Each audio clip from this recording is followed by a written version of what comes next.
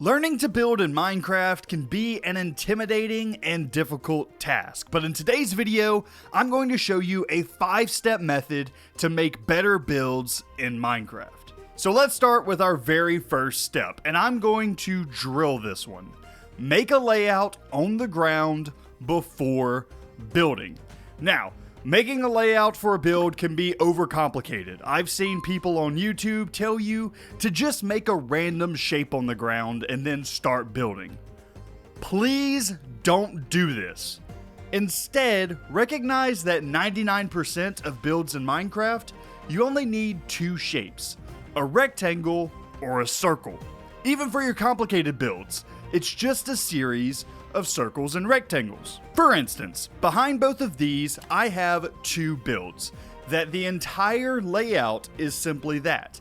The tower's layout or base is just a simple circle, and this storage warehouse build is just a simple rectangle. Now, let's look at this barracks build that I did in my survival let's play. This building looks complex, but if we see the layout on the ground here, it's just 2 rectangles and a circle put together all in one. Taking a look at a recent gatehouse build that I also did in my survival series, once again, just 3 rectangles for the basic layout of the build. Ever wanted to do one of those really cool diagonal builds that some of your favorite YouTubers do? Easy. A diagonal layout is just simply multiple rectangles shifted backward or forward by a single block. So to get yourself started with this method, I recommend going into a creative world and making just a series of circles and rectangles to use for your builds. Make them and then work on just smashing some of them together and make a few layouts of different shapes. Then try to turn those layouts into builds using the rest of the methods in this video. Speaking of which, let's move on to step number 2. Making your roofs. Your initial instinct after making your layout is going to be to start with walls. Please don't do this. Always start with your roof first. And the reasoning behind doing this is because you're going to be adding in varying heights to your roof line. Let's look at some of these builds. Do you see how this roof is slightly taller than this one? That's because I planned it to be so. I started with my layout and then built up each shape to different heights. If you start with your walls first, you tend to make the walls all the same height, and thus your roof will be fitting the shape of the walls. You don't really want that. You want your roof to be on different levels and then weave them together. Interesting roofs can make or break a build. I've long said, if you have a terrible roof, you're going to have a terrible build. So I've taught you my first 2 steps. These are by far my most powerful tools to get you started building better. So let's quickly put them into practice. I'm going to make a simple layout using step 1, and I'm going to keep it simple. Just 4 rectangles and a circle. Now I'm going to start with roofs. I'm going to bring each shape's corners up to different heights. I highly recommend making these pillars odd numbers like 9, 11, 13, 15, or whatever you need. This ensures that you have plenty of room and have a center point vertically up the wall. Keep in mind that circles are usually towers, so those need to be the tallest, but the rest of them, just make sure they're different in height. Now, get your roofs in.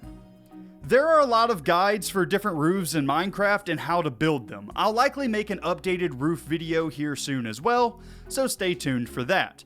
But your goal right now is to get the roof in and weave them together. Remember, your roofs are all on different heights, so your goal is to make sure you're covering the layout that you put on the ground.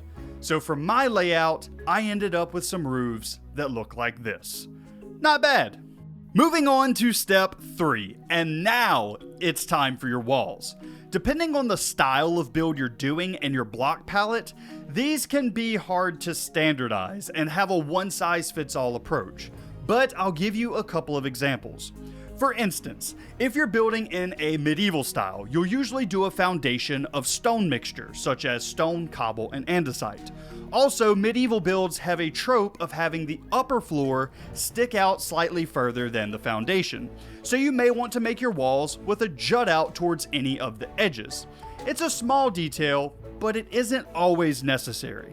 As another example, if you're building in a more modern cottage style, you may not need a jut out or anything. You can simply follow the layout that you made at ground level. The way I like to think about builds is your walls determine your style and the roof determines your flair. Now, once you have your build filled in with walls, start punching out some windows and any doors that you want. You usually want a lot of windows. I recommend making most windows 2 blocks tall by 1 block wide, as they're very easy to decorate. Windows let in natural light into the build from outside and gives you a place to decorate around whenever you get into the detailing of your build. Speaking of detailing, that's our step number 4. You should now have your walls, roof, windows, and doors in place. It's time to detail those out. And my favorite block for this is trap doors. They are extremely versatile blocks and can be used above windows with an open fence gate to add a covering. They can be used as shutters next to windows, either slightly open or fully open against the building. They can be used to make plant boxes at ground level or plant boxes outside of windows. They can be used to make a smoking chimney with a campfire. They can be used on your roof to add some trimming. You can even combine it with some slab blocks, and you really start to see the power of trapdoors in detailing a build. But there are other useful blocks, like things like flowers, leaves, slabs, buttons, and much more. Really, you're looking for anything that can be used to break up a flat surface of a building. This is a portion of building that I really think people overcomplicate sometimes. Here's a general rule. If there is a 3x3 area of your build that is completely flat, you likely need to add some detailing. Now, that's not a 100% of the time rule, as you can see with this build here, because we can make up with some of that loss of depth sometimes by using texturing instead. Which leads to our very last step, texturing. Now, some people like to do this before detailing the build, and that's totally fine. You can do detailing and texturing in any order that you're comfortable with. I like to save it until last personally, because I find that a build should look decent without any texturing at all. I find texturing to be the cherry on top of a sundae. You already have a beautiful build, now we're just adding a last touch of flair. So for texturing, there are many methods, but I'm going to go over the 2 most common. First is the gradient. A gradient texture can mean a couple of different things. For instance, if I'm making a stone tower, I'll usually have cobble near the bottom, then stone in the middle, and then andesite near the top. In order to gradient these layers together, I punch out blocks from the top layer and bring up the stone, then I punch blocks out from the stone layer and bring down the andesite. I then do this to the bottom for the cobblestone and stone as well. At the end of it, you have a gradient, but this is a gritty texture gradient, not a color gradient. We're still in the same spectrum generally of gray.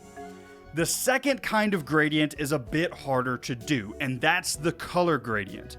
Basically, you're going to change your textures from something dark and transition it to something lighter, or vice versa.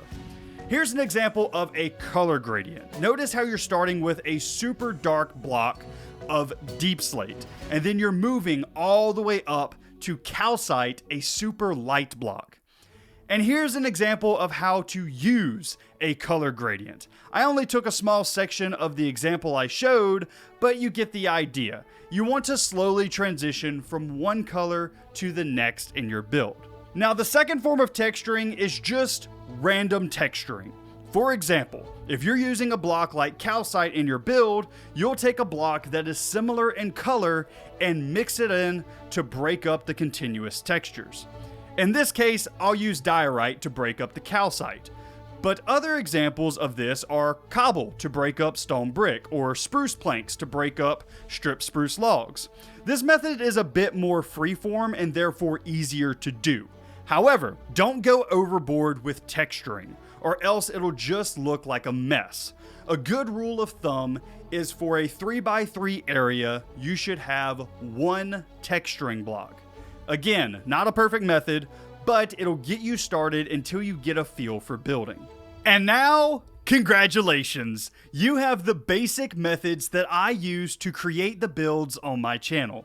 But there are still plenty more techniques to learn. So why don't you check out my Survival Kingdom Let's Play, where I'm creating a huge kingdom in survival Minecraft, and I give tips along the way.